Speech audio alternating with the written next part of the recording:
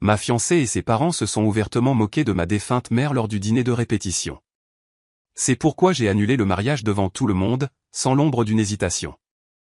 J'ai 33 ans et, jusqu'à récemment, j'étais fiancé à Lydia, une femme avec laquelle je pensais honnêtement passer le reste de ma vie. Je l'ai rencontrée il y a environ 6 ans par le biais d'amis communs lors d'un barbecue. Elle avait ce sourire incroyable, était prompte à faire une blague, et nous avons tout de suite accroché. Je n'ai pas hésité une seconde lorsque j'ai décidé de la demander en mariage il y a 1 an. Cela semblait être le bon moment, la bonne personne. À l'époque, je n'épousais pas seulement Lydia, j'épousais aussi, d'une certaine manière, sa famille. Ses parents, Jacques et Donna, sont le genre de personnes qui aiment être le centre de l'attention. Ils sont bruyants, donnent leur avis sur tout, et semblaient toujours avoir un commentaire sur tout. Au début, je pensais que c'était juste leur personnalité, mais avec le temps, j'ai commencé à voir comment leurs sentiments de droit s'immisçaient dans tout ce qu'ils faisaient. Avant de plonger dans ce qui s'est passé, laissez-moi vous parler de ma mère. Elle s'appelait Patricia et était, sans conteste, la meilleure personne que j'ai jamais connue. Elle est décédée il y a 2 ans après avoir lutté contre le cancer pendant 3 années brutales. La voir combattre cette maladie et trouver quand même des moyens de faire passer les autres en premier était une leçon d'humilité. Elle m'a tellement appris sur la gentillesse, la générosité et le fait de défendre ce qui est juste. Ma mère n'était pas seulement mon roc, elle était une bouée de sauvetage pour beaucoup de gens. Elle avait cette façon d'intervenir et d'aider les gens sans les mettre mal à l'aise ou les rendre redevables, comme si elle faisait simplement en silence ce qui devait être fait. Cela incluait la famille de Lydia. Jacques et Donna lui doivent tellement, mais on ne le saurait pas à la façon dont ils parlent d'elle maintenant. Quand j'ai présenté Lydia à ma mère pour la première fois, ça s'est plutôt bien passé. Ma mère aimait Lydia, elle me l'a dit, et Lydia semblait polie. Mais au fur et à mesure que les choses devenaient plus sérieuses, il est devenu évident que Lydia ne s'entendait pas vraiment avec ma mère. Ce n'était rien de dramatique, juste de petits commentaires ici et là, comme la façon dont Lydia traitait ma mère de trop envahissante ou d'un peu trop désireuse d'aider. Cela me mettait mal à l'aise, mais je pensais que c'était juste de la nervosité ou le fait que Lydia essayait de s'adapter à l'idée de faire partie d'une nouvelle famille. Le fait est que ma mère a fait beaucoup pour la famille de Lydia. Il y a des années, lorsque leur restaurant était sur le point de fermer, ma mère a co-signé un prêt pour les aider. Personne d'autre ne voulait prendre ce risque, mais ma mère croyait en eux. Elle les a même aidés à organiser leurs finances et à élaborer un plan pour rendre l'entreprise rentable à nouveau. Et ça a marché. Le restaurant a survécu, et Jacques et Donna ont pu conserver leurs moyens de subsistance. Mais cela ne s'est pas arrêté là. Lorsque le four industriel de leur restaurant est tombé en panne, ils n'avaient pas l'argent nécessaire pour le remplacer. Ma mère l'a payé intégralement parce qu'elle ne voulait pas qu'ils perdent de l'activité. Elle n'a jamais demandé à être remboursée, même si elle aurait pu utiliser cet argent pour ses propres frais médicaux plus tard. C'est juste qui elle était. Ensuite, il y a le frère aîné de Lydia, Ryan. Il avait du mal à terminer ses études parce qu'il n'avait pas les moyens de payer ses frais de scolarité pour son dernier semestre. Ma mère est intervenue et a couvert les frais pour qu'il n'ait pas à abandonner. Elle a dit, l'éducation est une chose que personne ne peut vous enlever. Ce n'était pas seulement de l'argent qu'elle a donné, c'était du temps et de l'énergie. Elle a passé des heures à aider la famille de Lydia avec tout, des conseils en comptabilité à la garde des enfants de Ryan pour qu'il puisse se concentrer sur ses études. Et laissez-moi vous dire qu'à aucun moment Jacques, Donna ou Ryan ne l'ont remercié correctement. Bien sûr, ils ont dit merci en passant, mais il n'y a jamais eu de véritable reconnaissance de ce qu'elle avait fait pour eux. Ma mère ne s'en souciait pas. Elle n'était pas là pour être reconnue. Elle voulait juste aider les gens. Quand ma mère est décédée, j'étais dévasté. Elle était mon monde, et la perdre, c'était comme si une partie de moi disparaissait à jamais. Lydia était là pour moi pendant le pire, ou du moins c'est ce que je pensais. Avec le recul, j'ai réalisé qu'une grande partie de son soutien consistait davantage à faire le strict minimum. Elle disait des choses comme « Tu dois passer à autre chose, ta mère ne voudrait pas que tu restes bloqué dans le deuil. » Ce qui, oui, était peut-être vrai, mais ce n'était pas réconfortant, c'était plutôt une façon de me renvoyer. À l'approche du mariage, j'ai commencé à remarquer davantage de signaux d'alarme. Lydia était bizarrement dédaigneuse chaque fois que j'évoquais ma mère dans des conversations sur la cérémonie. Par exemple, je voulais inclure un petit hommage à ma mère pendant les vœux, et Lydia a juste balayé l'idée en disant « Est-ce que ça ne va pas rendre les gens tristes ? Les mariages sont censés être joyeux. » J'ai laissé passer parce que je ne voulais pas me disputer, mais de petites choses comme ça continuaient de s'accumuler. Ensuite, il y a eu les commentaires de Jacques et Donna. Ils avaient cette façon de me rabaisser, comme s'ils pensaient que Lydia se mariait en dessous de sa condition. Jacques a un jour plaisanté en disant que Lydia améliorait sa vie en épousant quelqu'un d'un milieu plus simple. Donna disait des choses comme « Eh bien, nous faisons tous des sacrifices par amour », comme si Lydia me rendait service en acceptant de m'épouser. Ça me piquait, mais je gardais le silence pour le bien de Lydia. Avec le recul, j'aurais aimé m'exprimer plus tôt. J'aurais peut-être pu m'éviter du chagrin. Mais je me disais qu'une fois le mariage terminé et la poussière retombée, les choses s'amélioreraient. Je ne pouvais pas me tromper davantage. Alors, avançons d'environ un mois avant le mariage. C'est là que les choses ont vraiment commencé à s'effondrer. Comme je l'ai dit plus tôt, les parents de Lydia, Jacques et Donna, ont proposé d'organiser le dîner de répétition dans ce restaurant chic auquel ils étaient liés. Au début, j'ai pensé que c'était un geste gentil. Je pensais que peut-être ils essayaient d'adoucir tous les petits commentaires sournois et les moments gênants que nous avions eus pendant la planification du mariage. Je me suis même dit que c'était peut-être leur façon de se montrer à la hauteur et de faire preuve d'un peu de classe. Maintenant, un peu de contexte sur ce dîner. Les parents de Lydia n'ont pas seulement proposé de l'organiser, ils ont fait tout un spectacle de leur générosité. Donna n'arrêtait pas d'en parler dans les conversations en disant des choses comme « Oh, nous avons fait tellement d'efforts pour rendre ce dîner de répétition parfait. Il va faire parler de lui dans toute la ville. » Jacques, bien sûr, a renchéri à chaque occasion, me rappelant, ainsi qu'à tous les autres, que le restaurant était l'un des meilleurs de la région et que nous avions de la chance qu'ils aient pu le réserver. Tout cela a commencé à ressembler moins à un cadeau qu'à un coup de pouce à leur ego. Mais peu importe, j'étais concentré sur la réalisation du mariage, alors je les ai laissés prendre les rênes du dîner de répétition. Grosse erreur. À mesure que la date approchait, les vraies couleurs de Jacques et Donna ont commencé à transparaître encore davantage. Chaque conversation avec eux s'est transformée en une sorte de commentaire indirect ou de remarque passive-agressive. Par exemple, lorsque j'ai essayé de confirmer la liste des invités pour le dîner, Donna a levé les yeux au ciel et a dit « Nous nous en occuperons, Michael. Tu n'as pas besoin de te stresser pour les détails. Contente-toi de venir et d'apprécier. » C'était une chose si petite, mais ça m'a agacé. C'était censé être notre événement, non? Lydia et moi ne devrions-nous pas avoir notre mot à dire sur qui vient? Ensuite, il y a eu le menu. Donna a fait toute une histoire de la façon dont ils organisaient une expérience culinaire haut de gamme pour la soirée. Elle n'arrêtait pas de dire des choses comme « Oh, nous avons demandé au chef de créer quelque chose de vraiment spécial, rien de ce que tu trouverais normalement chez toi, Michael. » Cette dernière partie était son pic préféré. Chez moi. Elle adorait me rappeler que je ne faisais pas partie du même cercle social qu'eux. Je viens d'une petite ville ouvrière, et il ne me laissait jamais l'oublier. J'essayais de ne pas y prêter attention et de me concentrer sur l'ensemble. Je me disais, ce n'est qu'une soirée. Souris, hoche la tête et passe à travers. Mais même Lydia commençait à agir bizarrement. Elle avait toujours eu cette habitude de se ranger du côté de ses parents, mais dans les semaines précédant le dîner, cela a empiré. Chaque fois que je soulevais une idée ou une inquiétude, elle la balayait d'un revers de la main et disait « Michael, tu en fais trop. Mes parents savent ce qu'ils font. » Le fait est qu'il ne s'agissait pas seulement du dîner. Il s'agissait de la façon dont ils me faisaient sentir comme un étranger dans ma propre relation. Ils me traitaient comme si j'avais de la chance d'être dans la pièce, comme si je devais être reconnaissant que Lydia accepte de m'épouser. Et Lydia, elle ne me défendait jamais.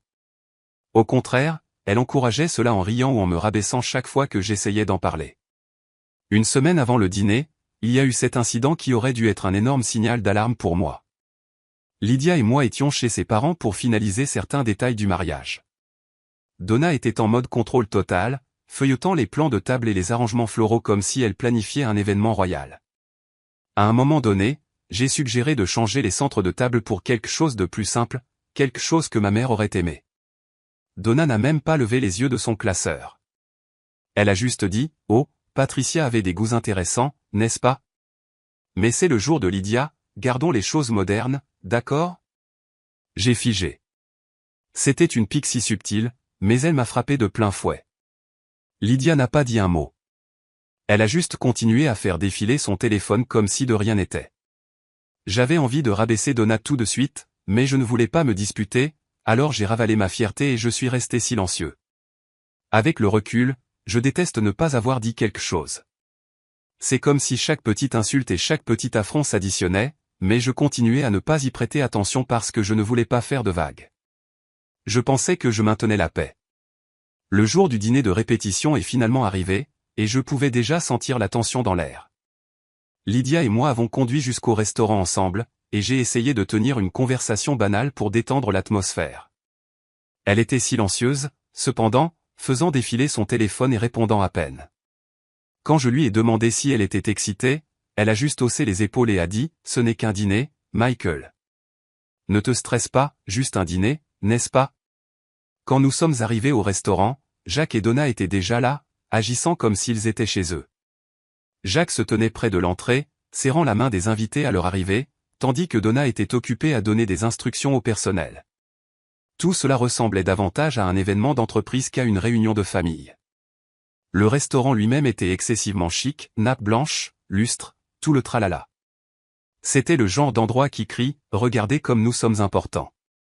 Et honnêtement, cela ne faisait que me sentir davantage hors de ma place. Au fur et à mesure que les invités arrivaient, j'ai commencé à remarquer quelque chose d'étrange. La plupart des gens présents étaient du côté de la famille de Lydia. Il y avait peut-être 3 ou 4 personnes de mon côté, mon père, ma sœur et quelques amis proches et parents. Tous les autres étaient soit des parents de Lydia, soit des partenaires commerciaux de ses parents. C'était comme s'ils avaient transformé le dîner de répétition en un événement de réseautage. J'ai pris Lydia à part et je lui ai demandé ce qui se passait. « Pourquoi n'y a-t-il pas plus de membres de ma famille ici ?» ai-je dit. Elle m'a jeté un regard exaspéré et a dit « Michael, ta famille est petite. Mes parents devaient remplir la salle d'une manière ou d'une autre. Ce n'est pas grave. » Ce n'était pas grave. C'était sa réponse à tout. J'ai gardé le silence et je suis retourné me mêler aux autres, mais je ne pouvais pas me défaire du sentiment que ce dîner ne nous concernait pas, mais plutôt Jacques et Donna qui se pavanaient. Ils avaient détourné ce qui était censé être une célébration de notre relation et l'avaient transformé en leur propre spectacle personnel. Après que tout le monde eut mangé, le vrai spectacle a commencé, les discours.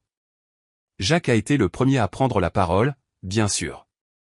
Il a saisi le micro comme s'il prononçait un discours d'ouverture lors d'une conférence, et non comme s'il parlait du mariage de sa fille. Il s'est éclairci la gorge et a commencé par « Bienvenue à tous. Ce soir, nous célébrons l'union de 2 familles, notre Lydia et, bien sûr, Michael. » Il a prononcé mon nom comme si cela lui laissait un mauvais goût dans la bouche. J'étais assis là, essayant de rester calme, mais chaque mot qui sortait de sa bouche était une insulte à peine voilée. Il a commencé à dire à quel point il était fier de Lydia et de la façon dont elle avait toujours été la star de la famille. Elle a toujours su ce qu'elle voulait dans la vie et elle l'a poursuivi. Et maintenant, elle épouse quelqu'un qui la gardera les pieds sur terre. Il a souri quand il a dit ça, et je jure que quelques personnes ont gloussé. Je l'ai juste regardé, me demandant si j'avais bien entendu.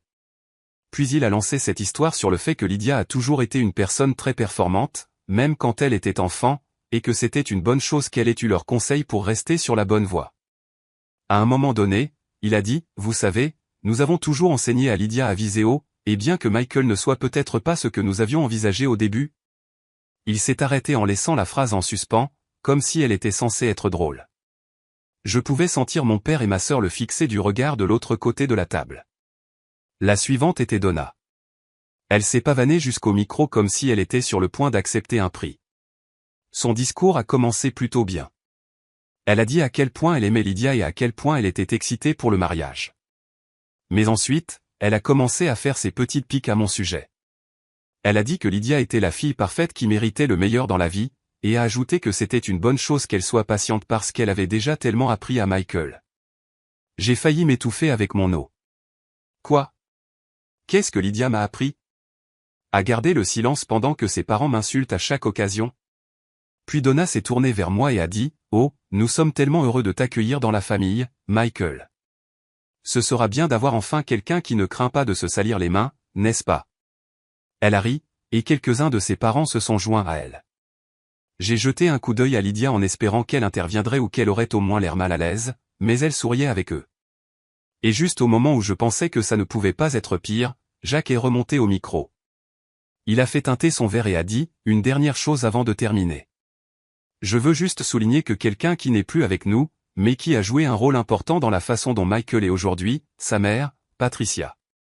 Pendant une fraction de seconde, j'ai pensé qu'il allait peut-être dire quelque chose de gentil, mais non. Au lieu de cela, il a dit, Patricia était unique en son genre. Elle avait l'habitude de s'immiscer dans les situations, n'est-ce pas? Elle avait toujours un avis sur la façon dont les choses devaient être faites. Il a ri, et Donna a renchéri, oh, elle avait vraiment des opinions bien arrêtées. Vous vous souvenez de la façon dont elle insistait toujours pour nous aider, même quand nous ne le demandions pas? Je n'en croyais pas mes oreilles. Il parlait de ma mère comme si elle était une voisine curieuse. Jacques n'avait pas terminé. Mais en toute sincérité, a-t-il dit, Patricia était une femme généreuse. Elle nous a beaucoup aidés, parfois trop si je suis honnête. Il a fait un clin d'œil comme si c'était une sorte de blague. La salle est devenue silencieuse, mais Jacques a continué. Nous veillerons à ce que son esprit reste vivant au mariage. Espérons que Michael n'héritera pas de son enthousiasme à prendre les choses en main, car nous ne voudrions pas qu'il se mêle trop de choses, n'est-ce pas? Ça y est. J'ai senti mon visage chauffer et mes poings se serrer sous la table. J'ai jeté un coup d'œil à Lydia en attendant qu'elle dise quelque chose, n'importe quoi, pour les faire taire, mais elle a juste ri et a dit, « Oh, papa, arrête. » Comme si tout cela était amusant et inoffensif. Amusant et inoffensif? Il se moquait de la mémoire de ma mère devant une salle remplie de gens, et Lydia pensait que c'était drôle? Je ne pouvais pas y croire. Le pire, c'est que Jacques et Donna agissaient comme s'ils étaient charmants. Ils avaient ce regard suffisant sur leur visage, comme s'ils pensaient que tout le monde riait avec eux. Mais quand j'ai regardé autour de la salle, j'ai pu voir que ce n'était pas le cas. Quand Jacques s'est finalement assis, la tension dans la salle était si forte qu'on aurait pu la couper au couteau. Le cliquetis des fourchettes et des verres a recommencé pendant que les gens essayaient maladroitement de passer à autre chose après ce discours désastreux. Lydia s'est penchée et m'a chuchoté, « Tu vas bien ?» Son ton était désinvolte, comme si elle me demandait si je voulais plus d'eau, pas si j'étais furieux. Je ne l'ai même pas regardé. J'ai juste hoché la tête, la mâchoire serrée si fort que je pensais que mes dents allaient se briser. Mais ensuite, Donna s'est approchée de notre table. « Michael, a-t-elle dit gentiment, j'espère que tu n'as pas été offensé. » Jacques et moi voulions juste ajouter un peu d'humour à la soirée. Tout cela est pour rire. C'est alors que quelque chose s'est cassé en moi. Je ne pouvais plus rester silencieux. Je me suis levé, ma chaise raclant bruyamment sur le sol. « Êtes-vous sérieux en ce moment ?» ai-je dit, ma voix basse, mais tremblant de colère. Alors, j'étais là, debout au milieu du dîner de répétition, la chaise encore légèrement basculée depuis que je m'étais levé. Toute la salle était devenue silencieuse, comme si quelqu'un avait coupé le son de la télévision. Tous les regards étaient tournés vers moi, mais je m'en fichais. Mon cœur battait la chamade et mon visage était chaud, mais je savais que je ne pouvais pas laisser passer ça. Les moqueries de Jacques et Donna envers ma mère étaient déjà de trop, mais cette fausse excuse de Donna, c'était la goutte d'eau qui a fait déborder le vase. « Êtes-vous sérieux en ce moment ?» ai-je répété en regardant directement Donna. Elle a figé pendant une seconde, ne s'attendant probablement pas à ce que je la dénonce. Jacques a levé les yeux de son verre comme si je venais de l'insulter. Lydia, assise à côté de moi, a chuchoté, « Michael, arrête. » Mais je l'ai ignoré. « Laissez-moi bien comprendre, » ai-je dit, ma voix plus forte maintenant. Vous avez passé toute la soirée à lancer des piques bon marché à ma mère, la femme qui a aidé votre famille quand personne d'autre ne le voulait, et maintenant vous agissez comme si c'était juste une blague. Vous pensez que c'est normal? Jacques s'est adossé à sa chaise, croisant les bras, souriant comme s'il pensait que ce n'était pas grave. Relax, Michael, a-t-il dit. Tu réagis de façon excessive. Tout cela est pour rire. Pour rire? Ai-je rétorqué. Vous avez dit qu'elle se mêlait de tout, vous avez dit qu'elle en faisait trop, vous vous êtes moqué de sa générosité comme si c'était une sorte de défaut.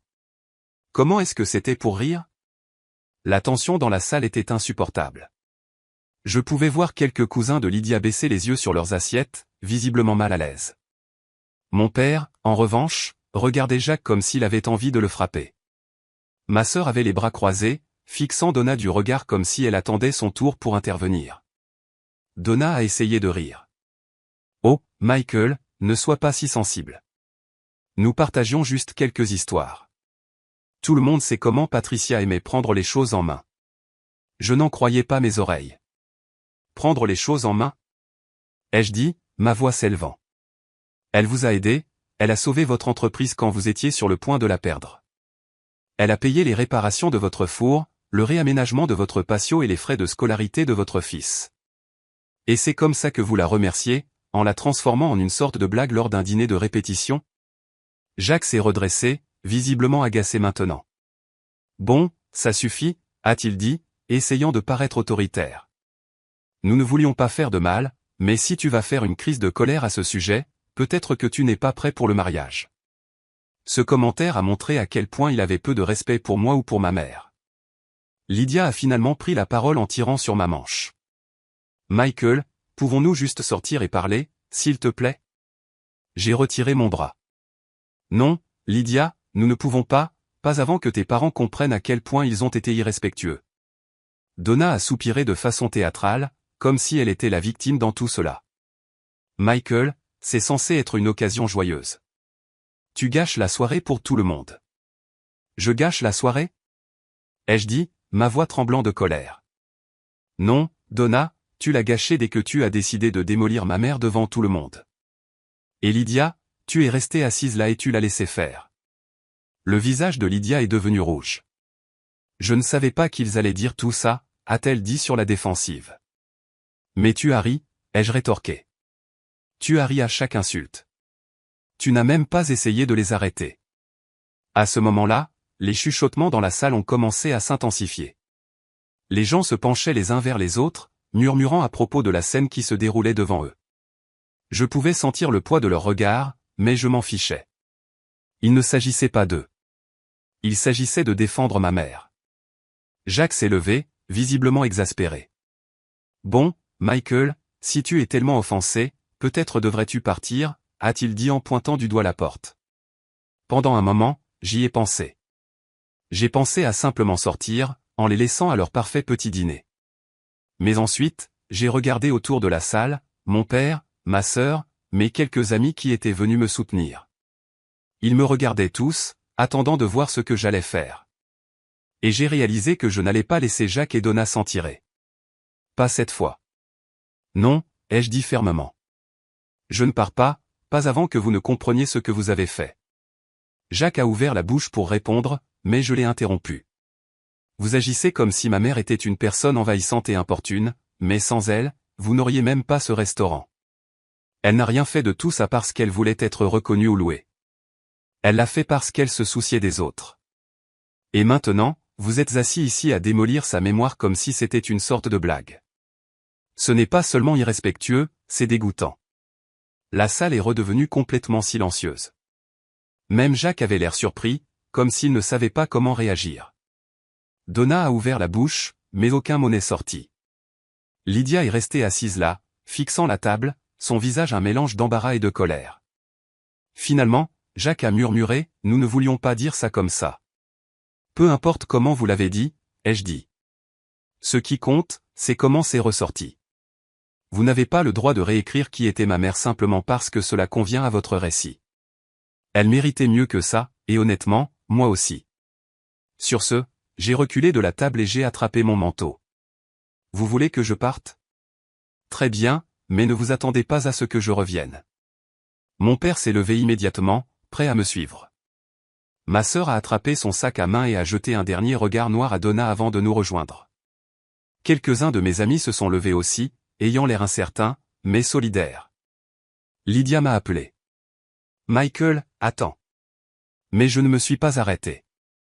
Je suis sorti de ce restaurant, la tête haute, même si mon cœur battait la chamade. Dehors, mon père a posé une main sur mon épaule. Tu as fait ce qu'il fallait, a-t-il dit. Ta mère serait fière.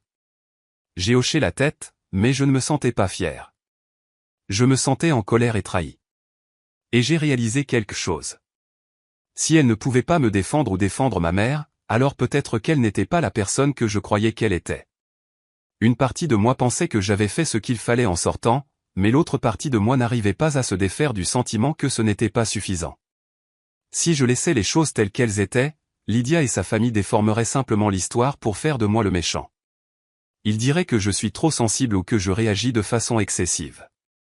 Non, je ne pouvais pas laisser ça arriver. Il ne s'agissait pas seulement de moi. Il s'agissait de ma mère, de sa mémoire et de ce que je défendais. J'ai pris une profonde inspiration et je me suis tourné vers mon père. Je dois y retourner, ai-je dit.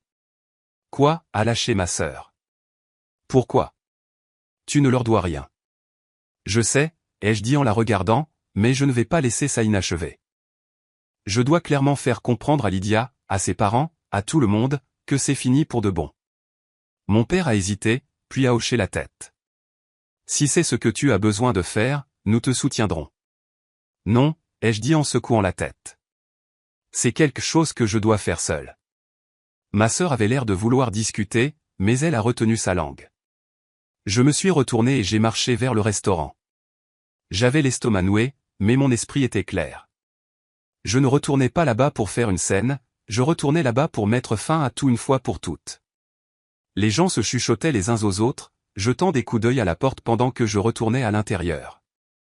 Lydia était toujours assise à la table, le visage pâle et les yeux grands ouverts. Quand elle m'a vu, elle s'est levée. « Michael, a-t-elle dit, qu'est-ce que tu fais ?» J'ai ignoré sa question et je suis allé directement à l'avant de la salle où Jacques et Donna étaient toujours assis, ayant l'air beaucoup trop contents d'eux-mêmes. Jacques a haussé un sourcil quand je me suis approché, ne s'attendant visiblement pas à ce que je revienne. Donna m'a donné le même faux sourire doux qu'elle utilisait toute la soirée. « De retour si tôt ?» a dit Jacques, son ton dégoulinant de sarcasme. Je n'ai pas pris la peine de lui répondre. Au lieu de cela, je me suis tourné vers toute la salle. « Excusez-moi tout le monde », ai-je dit assez fort pour que toute la salle m'entende. Le murmure s'est arrêté instantanément, et tous les regards se sont tournés vers moi à nouveau. Mon cœur battait la chamade, mais j'ai gardé ma voix stable. J'ai quelque chose à dire. J'ai jeté un coup d'œil à Lydia, qui était maintenant debout, figée près de la table, les mains jointes devant elle.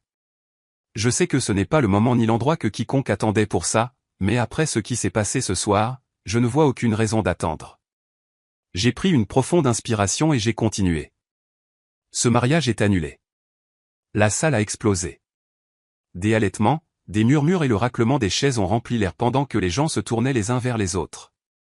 La mâchoire de Lydia est tombée, et ses mains ont volé à sa bouche. « Michael, non. » a-t-elle chuchoté, mais j'ai levé une main pour l'arrêter. La salle était devenue complètement silencieuse maintenant. Même le personnel avait cessé de bouger, se tenant figé dans les coins de la salle. Je me suis retourné vers le reste des invités. Il ne s'agit pas seulement de ce soir, ai-je dit. Il s'agit du genre de famille dans laquelle je me marierai. Une famille qui ne me respecte pas, qui ne respecte pas ma mère et qui ne respecte pas les valeurs avec lesquelles j'ai été élevé. Je ne peux pas et je ne passerai pas le reste de ma vie à être traité comme ça. Jacques a finalement trouvé sa voix. « Tu fais une grosse erreur, mon garçon, » a-t-il dit, son ton dégoulinant de condescendance. « Tu gâches quelque chose de bien pour rien. » J'ai ri amèrement. Rien? Vous pensez que manquer de respect à ma mère, c'est rien? Vous pensez me traiter comme si j'étais moins que rien, c'est rien? Non, Jacques, l'erreur serait de continuer ce mariage et de m'attacher à une famille qui ne me mérite pas. Donna avait l'air sur le point de pleurer, ou peut-être était-elle simplement embarrassée que leur petit spectacle ait échoué. Michael, a-t-elle dit, sa voix tremblant, ne prenons pas de décision dans le feu de l'action. Nous pouvons en parler demain, quand tout le monde aura eu la chance de se calmer. Non, ai-je dit fermement. Nous n'allons pas en parler demain ni jamais. C'est terminé. Je me suis tourné vers Lydia une dernière fois. Son visage était couvert de larmes, et elle avait l'air de ne pas savoir si elle devait crier ou supplier. Je suis retourné vers la porte, mais pas résonnant dans la salle silencieuse. En tendant la main vers la poignée, j'ai entendu Lydia m'appeler une dernière fois. « Michael, s'il te plaît, ne fais pas ça. » J'ai fait une pause pendant un moment, ma main sur la porte, puis je me suis retourné et j'ai dit, je l'ai déjà fait. Sortir de ce restaurant, c'était comme arracher un pansement. Il y a eu une piqûre, bien sûr, mais le sentiment dominant était le soulagement. C'était terminé. Le mariage, le manque de respect constant, le sentiment de se sentir inférieur dans une famille que j'étais censé rejoindre, tout cela était derrière moi. Le lendemain matin, la vraie retombée a commencé. Je me suis réveillé avec une centaine de messages non lus sur mon téléphone.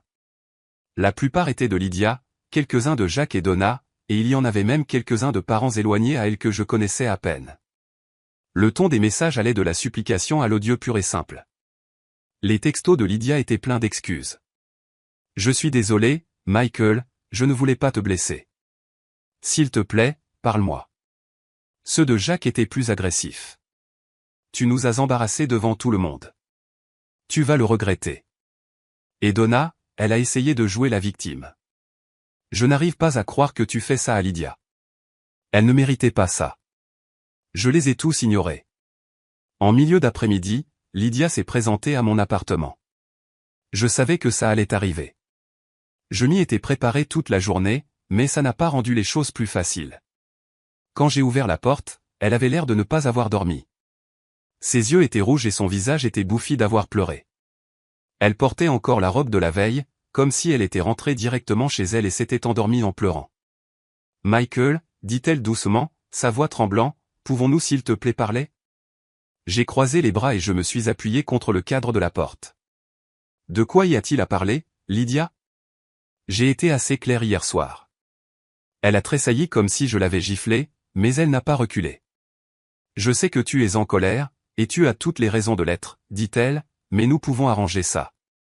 Nous pouvons y travailler. J'ai secoué la tête. Tu ne comprends pas, n'est-ce pas? Ce n'est pas quelque chose que nous pouvons simplement travailler à travers.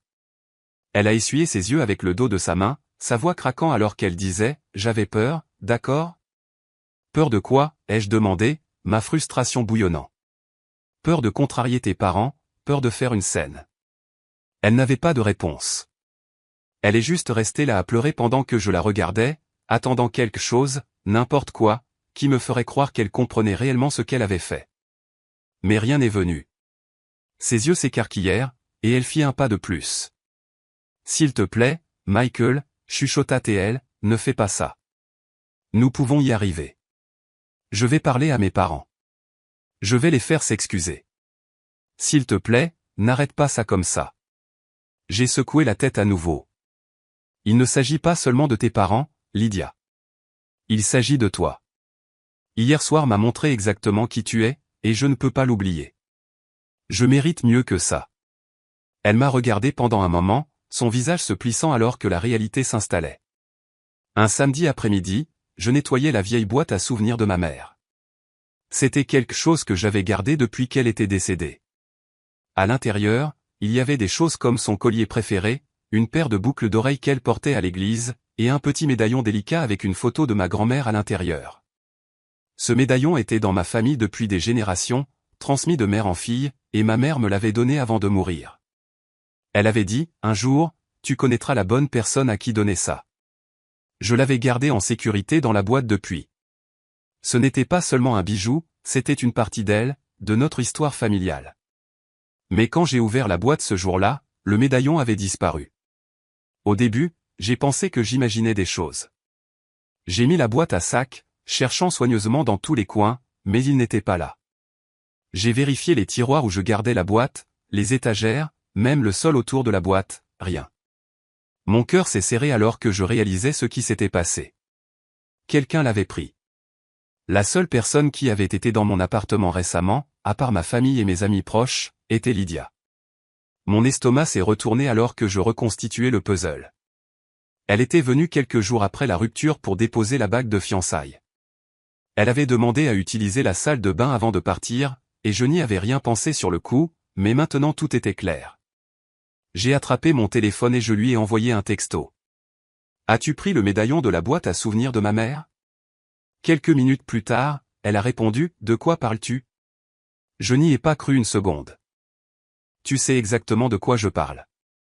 Le médaillon que ma mère m'a laissé. Il a disparu. Tu es la seule personne qui a été dans mon appartement récemment. Est-ce que tu l'as pris? Elle n'a pas répondu tout de suite, mais quand elle l'a fait, son message a fait bouillir mon sang. Je l'ai emprunté parce que je voulais garder un morceau d'elle avec moi.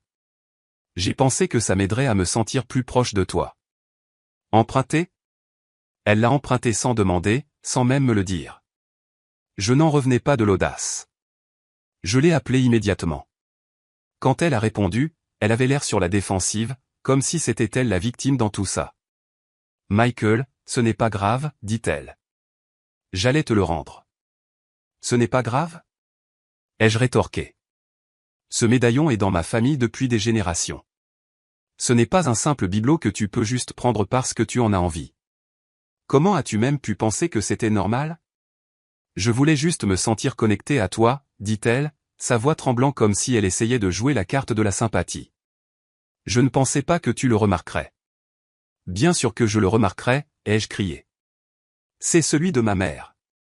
Et le fait que tu n'aies même pas pensé à me le demander en premier rang ça encore pire. Elle a commencé à pleurer à ce moment-là, mais je n'étais pas d'humeur à la consoler. Où est-il, ai-je exigé. Il est chez mes parents, a-t-elle admis en sanglotant. Je ne voulais pas le perdre, alors je l'ai laissé là-bas en sécurité. C'était la goutte d'eau qui a fait déborder le vase. Tu as pris quelque chose qui ne t'appartenait pas, quelque chose qui compte plus pour moi que tu ne le comprendras jamais, et tu l'as juste laissé chez tes parents? Tu plaisantes? Je suis désolé, chuchota T.L. Désolé ne suffit pas, ai-je dit, ma voix froide. Je viens le chercher maintenant. 1 heure plus tard, je me garais devant la maison de Jacques et Donna. Ma colère n'avait fait que croître pendant le trajet, et au moment où j'ai frappé à la porte, j'étais prêt à exploser. Donna a ouvert la porte, son faux sourire doux s'estompant quand elle a vu le regard sur mon visage. Michael, dit-elle prudemment, qu'est-ce que tu fais ici? Je suis là pour récupérer le médaillon de ma mère, ai-je dit carrément.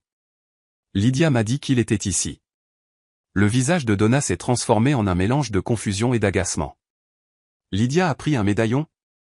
Pourquoi? J'ai interrompu. Elle a plissé les yeux, mais elle s'est écartée pour me laisser entrer. Quelques minutes plus tard, Lydia est descendue tenant le médaillon dans sa main. Ses yeux étaient rouges et son visage était bouffi, mais je m'en fichais. Tout ce que je voyais, c'était le médaillon qui pendait à ses doigts comme si ce n'était rien. Le voilà, dit-elle en me le tendant. Je l'ai arraché de sa main et je l'ai inspecté, m'assurant que c'était le même. Quand j'ai été satisfait, je l'ai fourré dans ma poche et je me suis tourné pour partir. Oh, Michael, attends, dit-elle, sa voix désespérée. S'il te plaît, je ne voulais pas te contrarier. J'essayais juste de le protéger. Tu l'as volé, ai-je dit en l'interrompant. Tu me l'as volé, Lydia, à moi. Volé à ma mère, comme si ce que tu avais déjà fait ne suffisait pas, son visage s'est plissé, et elle a recommencé à pleurer, mais je ne me suis pas arrêté. Je suis sorti en claquant la porte derrière moi. Dans les jours qui ont suivi, j'ai bloqué son numéro, supprimé ses messages et coupé toutes les façons possibles pour elle de me contacter. J'en avais fini avec elle, sa famille, et tout le drame qu'ils avaient apporté dans ma vie. Annuler le mariage avait été difficile, mais ça, c'était le dernier clou dans le cercueil. Et aussi fatigant que ce soit, c'était aussi comme une clôture. J'avais tenu bon pour moi-même, pour ma mère et pour les valeurs qu'elle m'avait inculquées. Je savais que j'avais fait le bon choix, et pour la première fois depuis longtemps, je me sentais en paix.